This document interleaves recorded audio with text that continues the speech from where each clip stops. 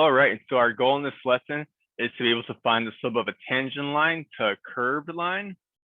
And we're also going to learn how to find the derivative of a function using the formal limit definition. So that's going to be something new, something cool that we're going to be using all throughout this course. You're going to hear derivatives a lot. Now, kind of setting the, foundation for, why this stuff was, even, invented. Well, going back, what we did in chapter 1, we were studying the tangent line problem, which is basically figuring out how a curved line would change. Because with a curved line, unlike a straight line, doesn't have a constant rate of change. Different parts of the line will be changing at different rates. So we want to be able to describe, phenomenon that, change, according to some sort of, curved pattern. The second problem you guys have probably heard about, in physics in your everyday lives, is the velocity and acceleration problem. And we're going to be looking at that later in this chapter. But as you know, velocity is essentially, speed in a specific direction, and acceleration is, how fast, your velocity is changing. And the third major problem is the minimum and maximum problem. You can also think of this as optimization problems. We're going to be looking at that in chapter 3, but essentially it involves, kind of like getting the most bang for your buck, so to speak. So like, how can you make the most profit in business, from some, given amount of resources, that sort of thing. It's actually super useful in business and finances. And then the area problem, which we saw in the first chapter. However, we didn't learn the formal way to, calculate the true area under a curved line. We kind of just developed some intuition. And we're going to look at that actually not for a few chapters when we learn about integrals. All right, so going back to, this idea behind the slope of a tangent line at a point on a curve, let's recall that, when we're dealing, with a line that, doesn't, just go straight, the way it's changing is not going to be, a constant. It's going to be different. So let's go back to like the foundational problem of, the parabola looking graph. So let's draw something like this. That'll be our function f, we'll say. Now, we're trying to figure out, how this graph is changing. We can tell here it's steeper than it is over here, and it's much flatter over here. So the idea is to first recognize that the rate of change at a specific point on the graph would be, roughly described by the slope of a tangent line. So we could draw a tangent line that, does something like this at this point, let's say. This is just an arbitrary point that I picked. And it's tangent only at this specific part of the graph. So if we want to figure out, what's going on over here, let's say at point P, we can't find the slope because we can't, calculate it from just one point. Remember, if we recall from, our algebra and pre-calc classes, the slope is, usually defined or denoted with lowercase m, which is going to be equal to the difference between, the y coordinates over the difference between the x coordinates. But we need 2 points. We only have 1 point. We can't do that. But what we can do is, find the slope of a secant line that's roughly, the same, slope as this tangent line. So then we could pick a, let's, just to make this example easier to see, I pick a tangent line, or a secant line that goes, like this. You can see it's kind of, pretty much parallel to this tangent line. So we know that the slope of the secant line is going to be roughly the same as the slope of the tangent line. So if we have, a point here, we'll call it just A, and a point here, B. We can find the slope of the secant line by calculating the slope between points A and B. And we would again use a set of coordinates which is called A at x1, y1, and B at x2, y2. And then you can find this, by, calculating the ratio of their differences, like we did with this equation. Let's draw like a representative slope triangle to get a intuitive, understanding of what's going on. Let me try to draw this, without screwing up here. And when we first learn, how to, calculate, and we wanted to understand what was going on with rate of change, we found, that we could create these slope triangles that geometrically represented how the line was changing. Now, remember, there's a vertical change and a horizontal change. And if you recall, we can also represent slope as, being delta y over delta x, where delta y is, the notation we use for change in y, and delta x is the notation we use for change in x. And then this length here, that would be our delta y. Let me draw it in here. The distance from here to here. And this width here, the length of this side of the triangle, will be our delta x. So geometrically, we can see it like that. Now,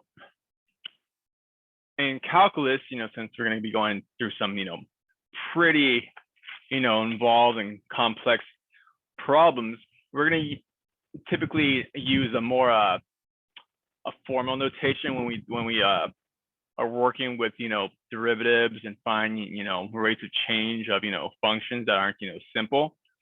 So since these points, on the secant line go through the function, we can denote the points as, functions of x in terms of their y coordinates. So a common, way to denote these in most texts is, either to use, something like C is what is going to be in this textbook. So that's what I'm going to use in my notes. So let's say x1 is equal to C. Is that C? And then y1, since y is a function of x, y1 will just be f of C. Now, x2. Now, instead of writing, C or, like a different letter D, since x2 is just equal to x1 plus this width or plus this length we call delta x, we're going to write x2 as C plus delta x.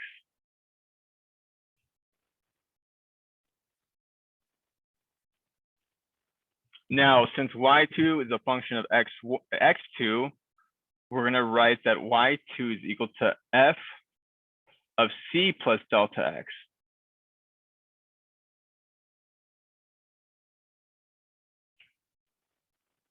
So typically, you're going to see notation like this when we're dealing with calculus problems, especially when we go into limits in a bit.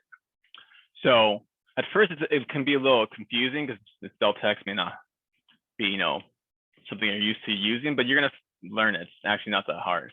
You just got to make sure, again, practice writing it over and over in the right, in the right representation. Now, so what are we getting at here? Now, the idea is to basically make these points A and B as close to point P as possible. So we basically want to make delta x as small as possible. To make delta x as small as possible, that means points x1 and x2 are going to be so close that, they're going to basically coincide at point P. So that's what we're going to set as our, as our conceptual way of representing the what's called the derivative. Is we're going to represent it as the limit as the difference between x1 and x2 goes to 0, or the limit as delta x goes to 0. So the goal, let's write this, the goal is to have a secant line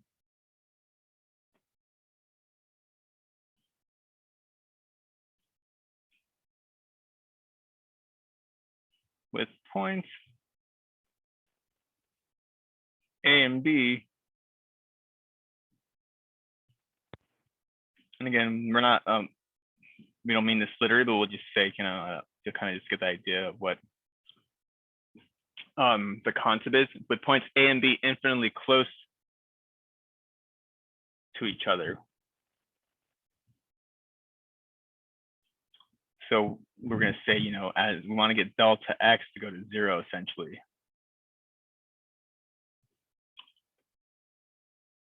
Now, going back to how we find the slope of the secant line, well, we're just going to use this equation, y2 minus y1 over x2 minus x1, except we're going to represent it in terms of c and delta x. So let's write it down here as the slope of the secant line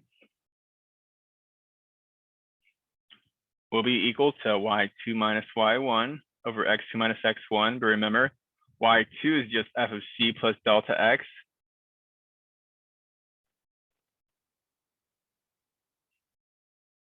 And y1 is just f of c.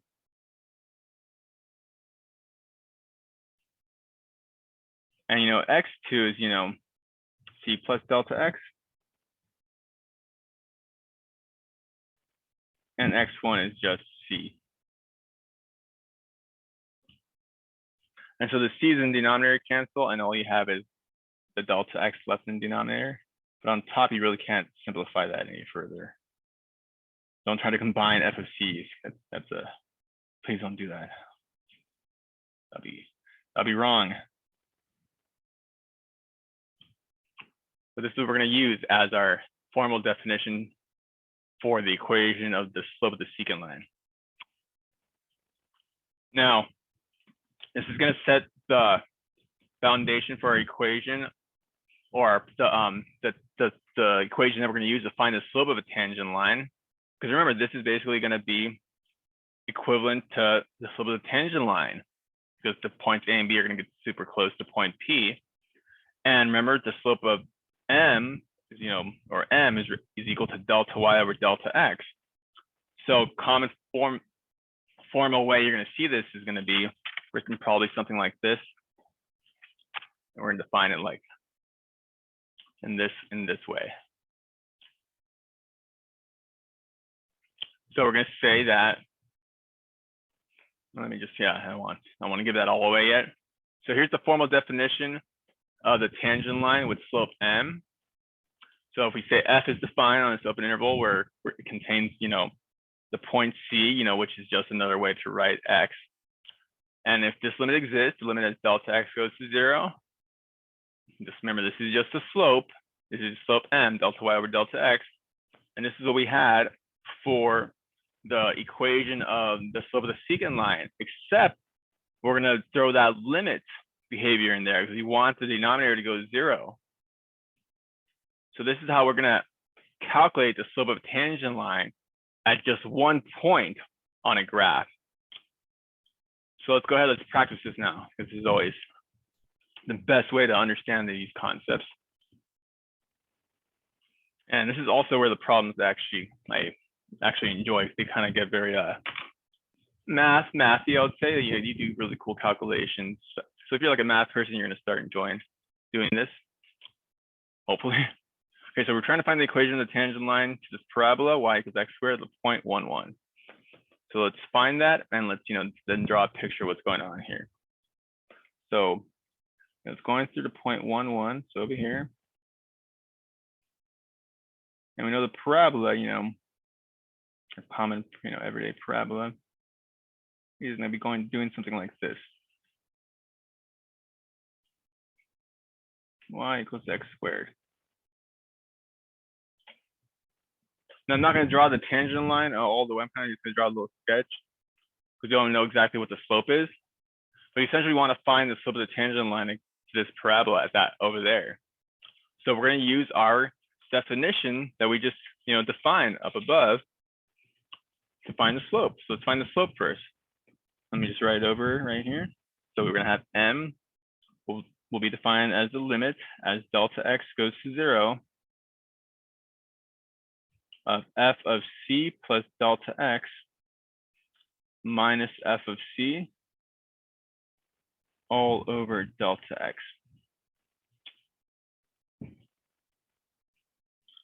Now, let's recall that c is just a letter we're using to represent our x coordinate, or one of our x coordinates. We'll say x1. So if we're going to the point 1, 1, we're going to say that c is 1. And remember, this is the y value. So we'll say, let's actually write the x is equal to c, which is equal to 1. And then y is, remember, equal to f of x, or f of 1 in this case, which is just a 1 again. It's kind of redundant. But anyways, let's practice writing it down formally though, because we want to make sure we get this notation down. And please discipline yourself to,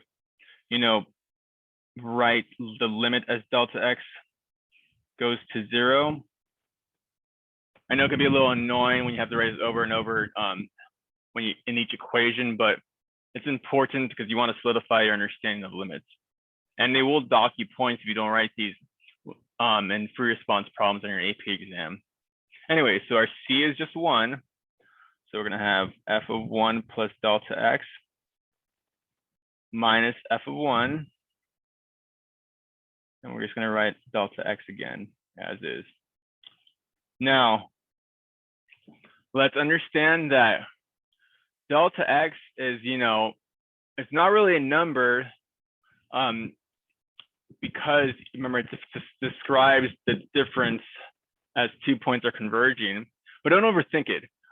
When you're doing the math, of solving these types of equations, just think of delta x as like a variable. Just think of it as like a x, or as like a z or a y. Don't think of it as an x. It's not x. Think of it as just a variable in the sense that you can apply those types of operations when you're working with it. So this would be equal to the limit again as delta x goes to 0. Now f of 1 plus delta x. Remember, our function is squaring x. Remember, our function is technically f of x is equal to x squared. So whatever the input is in here, we're squaring it. The input here is 1 plus delta x. So we're going to have 1 plus delta x squared, or 1 plus delta x, you could say times 1 plus delta x. So the 1 plus delta x squared minus f of 1. No, we're just taking 1 squared, which would just be 1. Delta x, we just leave it like that because it's not, being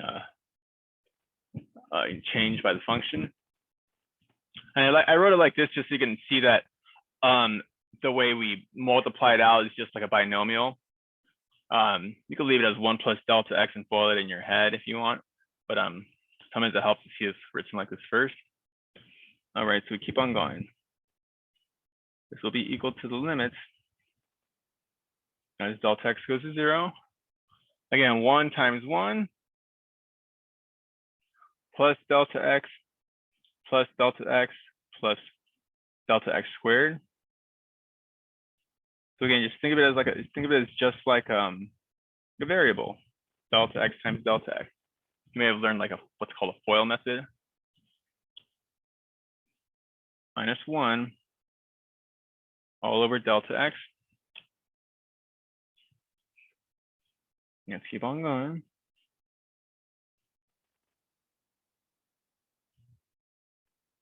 The limit as delta x goes to 0. So we have 1 plus 2 times delta x. Again, think of delta x as a variable, so it's like 2 times y, plus a delta x squared minus 1 all over delta x. Now we can cancel out these 1s. So what we have next is equal to the limit as delta x goes to 0. To 2 times delta x plus delta x squared. Of 2 delta x, plus delta x squared all over delta x. Now, what we can do here is we could factor out or cancel out delta x from each term. Because again, just think of this as 2y plus y squared over y. You would cancel out a y from each term, and then you would just be left with the limit as delta x goes to 0 of 2 times delta x, we just have been just delta x, plus, or no, actually no, plus, we just have 2, my bad. There's 2y, think of it as 2y, we just have 2, plus, instead of delta x squared, we just have delta x, because we power it down. And if you factor out a delta x out of a delta x, you just get 1.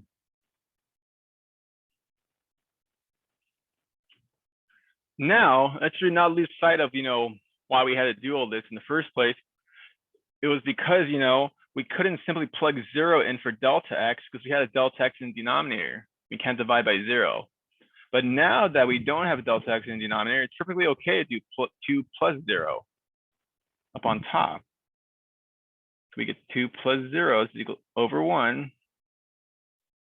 And then we'll get 2 as our answer. Nice. Now, let's not forget what this represents. This represents the slope at that point of the tangent line. So going up 2 to the right 1, up to the right 1, down to the right, to the 0, negative 1. So you can easily determine the slope of the tangent line to be 2x minus 1.